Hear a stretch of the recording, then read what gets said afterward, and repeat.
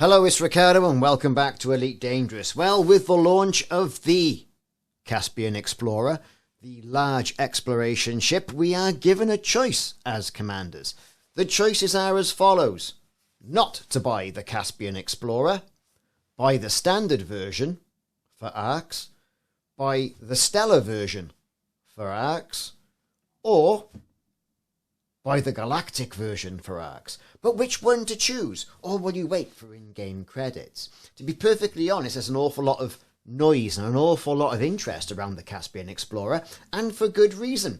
Sleek lines, exploration heritage, built from the ground up to jump further, and all the rest of it. So, out of those options, which one is for you, Commander? I really like to know, but we're going to go through the Standard, the Stellar and the Galactic builds to see what you get.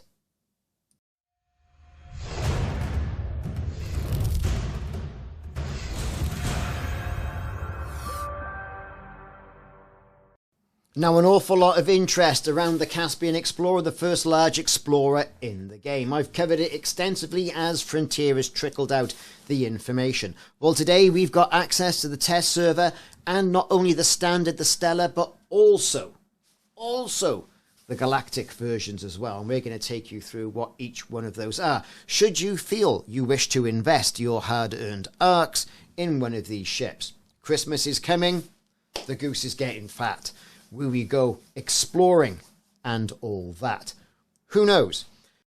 Should you get the right version of the ship, you'll also get the Caspian Explorer Owner Club badge as well. We saw this with the Panther Clipper as well, if you remember.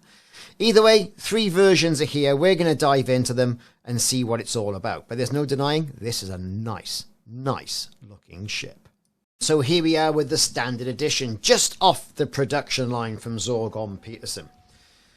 Obviously, one of the versions, the cheapest version you can get in-game. With that, you'll get 2 1F fixed pulse lasers. You can see them here on the right-hand side, just underneath on the bottom of the hull. Utility mounts is barren and bare. Don't get any additional utility modules here for the Caspian Explorer Standard. And for the core internals, lightweight alloys, an 8E power plant, 7E thrusters, and an 8E frameshift drive, okay, with SCO in it. That will give you a current, with this build out, 20.41 light years of jump range. And it's the most rubbishest SCO drive you can get. Life support, 5E, power distro, 7E, sensors, 8E, you get the idea. Fuel tank for the go-go juice, 7C. Alright then, so optional internals, there we go. Cargo rack 6E, there you go. Shield generator, bog standard, none of your swanky stuff here, 6E. And a cargo rack in the 5E variety. Moving down, right at the bottom, Supercruise Assist, advanced docking computer, and a Planetary approach suite. And that's it. One thing to notice with this though, it is fighter bay compatible, which is something a lot of people were wondering about. Well, it is, everybody. Don't worry. There you go. It is fighter bay compatible. That's the standard version. And as you can probably imagine, I couldn't wait to get this out of the station and take it for a spin. Those nacelles moving in and out, very animated. Bit Battlestar Galactica, a little bit Voyager as well. Nice looking ship. I love how the viewport is center of the ship. Kind of where, like, some ships from some sci-fi may have had a deflector dish, if you know what I'm saying. Nice looking beast. Nice looking beast. Although, you got to say it, it's plain. And it's the standard version. What could you do with a standard version, I wonder? Well, put anything you utterly wanted on it. But there is a few drastic changes with some of the other versions, especially the Stella and Galactic versions. It's also worthwhile noting, and these are Shinrata prices and test server prices, that the Caspian Explorer is going to be knocking in at a lovely price. The lovely price, as we scroll through the base of the ships at the bottom. Here we go, 170 million credits. 171. Give or take the shouting. 170,990,782 credits. Once you buy the ship, you can then buy it again in-game. If you don't, then you're going to have to wait, unfortunately. Typically about 3 months. That's usually the cycle when Frontier release the ships in-game. Though I do think there are very few commanders who are going to be able to resist and wait for this one, especially with Distant Worlds kicking off next year. Now, prior to the Galactic version coming out, the piece de la résistance was the Stella version. That was the top view. Now it's the middle sort of like option you can have with the ship. As you can see, a few ship kit embellishments right there. Looking at the ship, it's quite a nice paint job, that, isn't it? So you've got the Zorgon Peterson logo there. You've got the Caspian Owners Club decals on it. And, a nice old colour. Not sure I'm a fan of that tail fin at the back, but I do like a spoiler.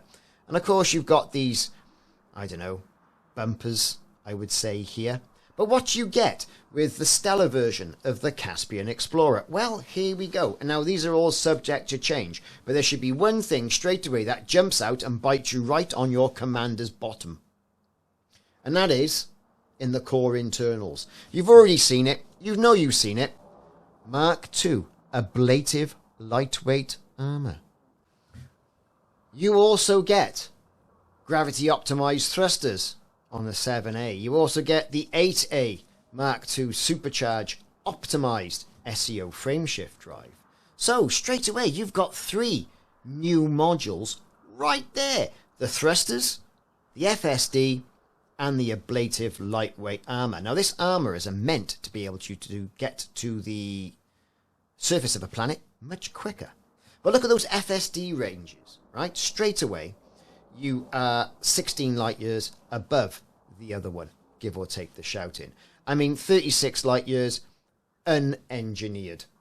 That's not bad, is it? And you can probably get this jumping. I reckon you're going to get this up to the high 80s jump range. I wouldn't be a bit surprised, what with all the other Guardian stuff knocking about. So, Ablative lightweight armour. You got the gravity optimized thrusters, Mark II, and a supercharge optimized FSD with SCO Mark II as well. 8D on the sensors, because why wouldn't you? 7A power distro, and of course the fuel tank remains the same. You get heat sinks. That's nice of them. And you also get a 7A fuel scoop. Cool. This is an exploration ship. I'm glad they popped that one in there. Although some people might go, okay then. Perhaps I'll put 6 Class 6 shields in there as opposed to all of those auto field maintenance units. But when you're out in the black and things start going horribly wrong, that auto field maintenance unit could be for you. The 5D shield generator, well, I don't know. The risk-adverse commander would be putting in there something around the 5A or 5C, at least a bi-weave.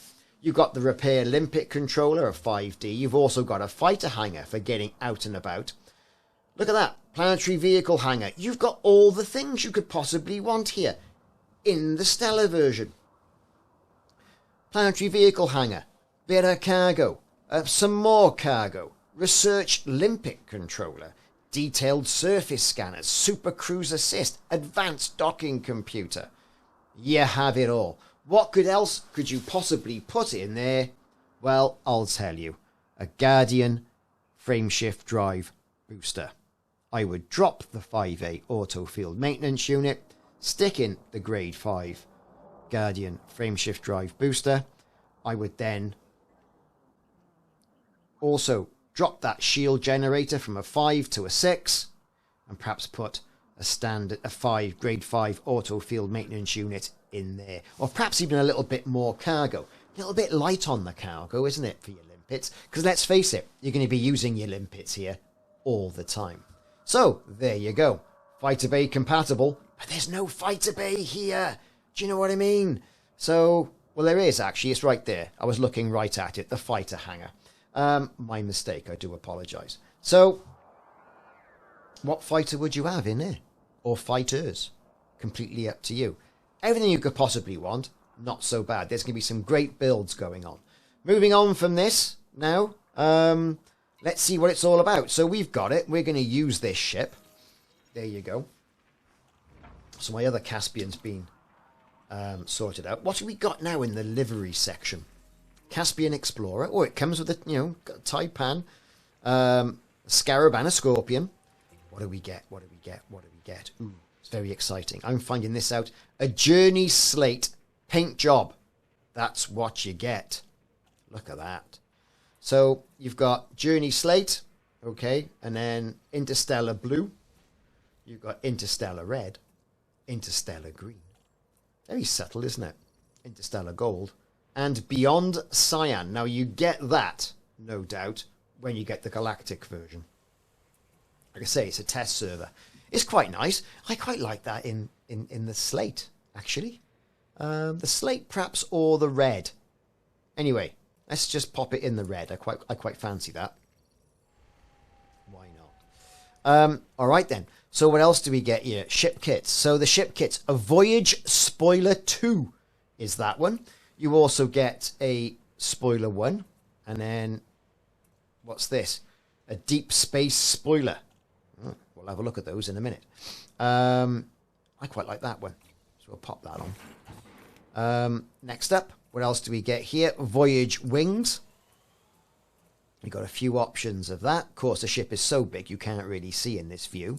And you also get a Voyage Bumper. Do you get a hologram? Oh, there is a hologram available. The Lodestar Blue Holographic Kit. Well, that's a nice surprise, isn't it? We'll have a look at that when we get to the Galactic version. So you do get a few options, which is great. Nice ship kit there. Look at that. Okay, I like it. It's not bad. We're going to add some options on here and also the hologram. Let's get it out there and see what we've got. Right, so we've got, what we got there? We have got Deep Space Spoiler. We'll go for, what was it? The Voyage 2. That's how it comes configured. Let's see what it looks like on the landing pad. So look at this, everybody. Obviously that comes with, that holographic does come with the Galactic version. But it doesn't look so bad, does it, really? It's quite a nice looking ship. I mean, I do like the slate paint job. But even the ship kit isn't bad. I might go for the more boxier spoiler on there, to be honest with you. But either way, it is quite a nice looking ship. What are you thinking? Is the Stella version speaking to you? Speaking to me? So here we go then. This is the Galactic version in that lovely cyan colour. You can see it's got holographics on it as well. I'm not a fan of that colour, to be perfectly honest. But here it is. We're going to deploy that ship and we're going to jump into it straight away. So we're going to get out of the Stella version, which is why I kind of like that, to be honest with you. I quite like that Stella version. And now we're going to jump into the Galactic one. There it is. It actually looks better in the icon than it does kind of in real life there. I say real life, but like on the screen. Not a fan of that colour. Either way, a colour's a colour. Let's use that ship. What are we going to get with the Galactic version? Well, here's the thing. We know that it's just going to be embellishments, cosmetics, the difference that you get there. But either way, we're going to go through. We're going to take a look. Yes, you've still got your 2 pulse lasers. Lovely, good for them. Utility mount, yeah, just get this heat sink. And just to confirm there, the ablative lightweight alloys, gravity optimized thrusters, supercharged optimized frameshift drive, SCO. Wonder if we're going to start seeing those for some of the other ships, like the Mandy, things like that. That'll make them jump further, won't it? Again, all the same modules. In the optional internals, again, all the same modules. How you build this up yourself is down to you. But if you do take one of the purchased modules out, then they're gone forever. They're non-transferable. And that will then start to increase your rebuy cost. Because at the moment, if you buy one of these ships, your rebuy cost is absolutely 0. Once you start tinkering and engineering, it'll go up. Like with the engineering, it's like 15%, I think it is. But once you start changing modules out, then your rebuy cost will go up well, basically in parity to what you've put in. Not a fan of that shield drainer, like I said. Fighter hangar, love it. Planetary vehicle hangar, that's okay. The cargo racks, you could probably do with a bit more cargo rack here. Research, for all that cosmic research you're going to be doing. And that's interesting, the research limpet controller. What are we going to be going out and doing that? Does that point to another gameplay arc? Anyway, out of there, let's get ourselves into the livery section. And we've seen basically what these are anyway. So, into the Caspian. It's Beyond Cyan. That's what it's called. And that's what you get. Beyond Cyan. Look at all these. Interstellar Red, Interstellar Green. The gold, I think, is quite nice. But I do like the release slate. Normally, the release colours are the best. Not a fan of that one, though. But it does go nice with that holographic. Okay, then. And that holographic being, you know, on the Beyond Cyan. So if we look at the ship kits, the holographic Lodestar being one of in the ship kit section. We've got a deep space bumper. Nothing to go on the tail. Deep space wings. And a deep space spoiler. But you do get those options of the Voyage spoiler, which I think is probably better.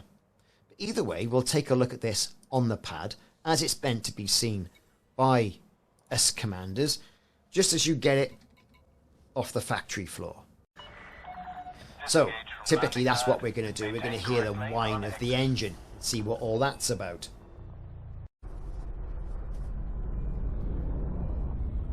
Has to be said, it does look good. It really does look good. Little drop headlamps there. Can you see them? Look.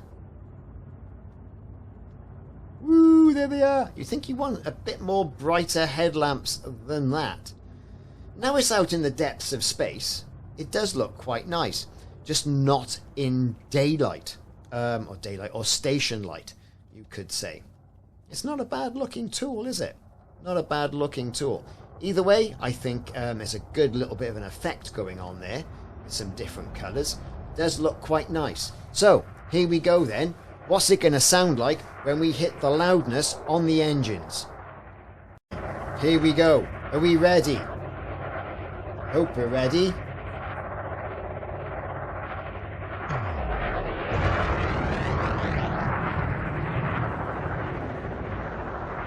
Well, couldn't quite hear that. Let's have a look inside the cockpit. Here we go. Let's beef up the power. Are you ready? Here we go.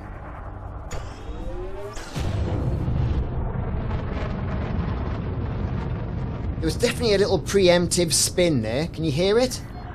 You have left the no-fire zone. Have a safe journey. And again. Yeah, not bad. Not bad at all. Not quite the whine of some of the Lakon and also, you know, the Imperial ships, the Gutamayas.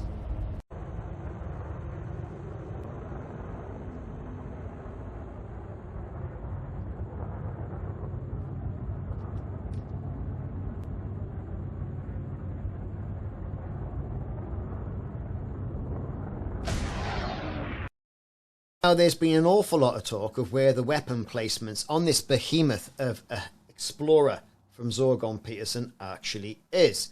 So, here we go. There they are. Look at them. So you've got the good old Class 3, the large slot right there, of which I've got a beam lasers. We've then got, flanking it on either side, 4 Class 2s. Okay, so those of you astute at mathematics, well, that's 5 out of the 7. Which therefore means, underneath, there's the 2 other Class 2s. Right there. Not bad looking, eh? Not bad looking. Either way, this looks great. With the holographic, I think a darker ship kit will look great on this. Those people out there for your blacks and your darker hues may like it. So what we're going to do now, we've got a planet in our sights. We are going to head on over there. And what we're going to do is we're going to test this ablative armour. Now the whole idea of this ablative armour, steeper glides, better transitions. Well, we'll see. that with the thrusters as well. So we're going to do a test on the FSD as well a bit later on, but we're going to take you through it all the way through. So here we are, we're going to this chemical base down here, or near us, damn it. We're on approach. We don't want to go too quickly. We're going to get into orbital cruise and see what all this is going to be about. So far, very impressed with the ship. Yeah, you know what? For value of money, I'd probably go for the Galactic. But, if you want a good old rounder, I'd definitely go for the Stella. So here we go. Let's see what they mean about a better transition, a sharper glide. Alright, let's get in there like that. Let's get all the way down there. 50, 60. Well, we got a 70-degree sharper glide there before we're getting the chevron. So they were right with that. Let's have a look at this transition then. So 70 degrees as opposed to the standard 50. That is something. That is something. So that's quite good. Should be able to nosedive directly on a base with this ship. Okay, here we go. We're dropping out.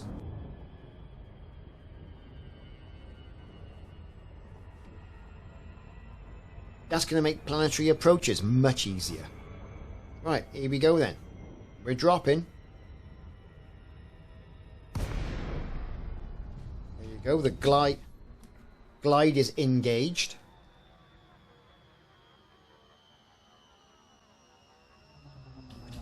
Let's not crash into the ground, eh? But yeah, very good. Quite like it. We're dropping like a rock. Oh no! Perhaps we went a little bit too quickly down there. But that, everybody, is what a Caspian Explorer looks like when it blows up. Here it is, in its full glory in the Galactic version. All standard. All I've done is add a few more weapons, because I was demonstrating on another video the weapon placement of this large exploration ship. There are 7 hardpoints, by the way. I'm on my way. Can you guess? Jackson's Lighthouse. To have a look to see how far this new Explorer will jump. Currently, we've got 36.06 light years. Okay then. We got the fuel scoop already. We haven't got a Guardian frameshift drive booster on here. It's as you get it off the production line, but like I said, I've added a few extra weapons. In addition to this, the Mark II Supercharged Optimized Frameshift Drive, there it is. Show the info. Look, faster than light capable ship drive optimized for exotic particle injection, featuring experimental overcharge capabilities necessary for supercruise travel and hyperspace jump between systems. Okay then, look at that. There you go. Just take a look at those stats right there. The overcharge max speed increase 42%, so this thing is quick when you hit that tab button in SCO. So, and the maximum fuel per jump in its current configuration, unengineered mind you, 20.70 tons. Okay then, so what we're going to do, we're going to get over to Jackson's Lighthouse, because, that was the nearest one to Shinrata, and charge it up with some exotic particles, and see how far this thing's going to jump. Okay then, as you can see, we're on approach. Yes, folks, jumping. That's what it's all about. We're going to get ourselves over there.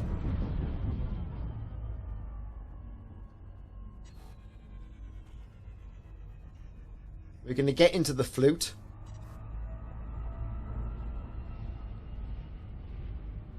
We're going to charge up. Warning, frameshift drive operating beyond safety limits. Here we go. Frameshift drive supercharged. Right, brilliant. Let's just move off a little bit and get out the way. There you go. Right, what have we got then? So, 216.58 light years. That's not bad, is it? Unengineered. Good grief. That's quite the jump, isn't it? So, Just goes to show. Jump further, baby. Further. And you put a frameshift drive booster on that as well. It's going to go even further. And you engineer it. It's going to go even further again. Either way, that's not bad.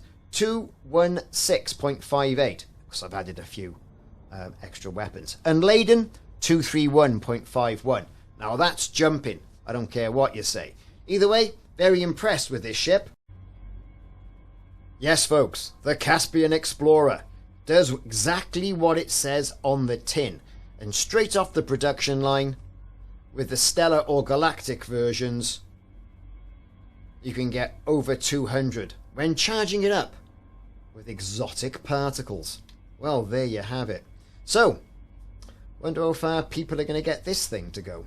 Does make you wonder, doesn't it?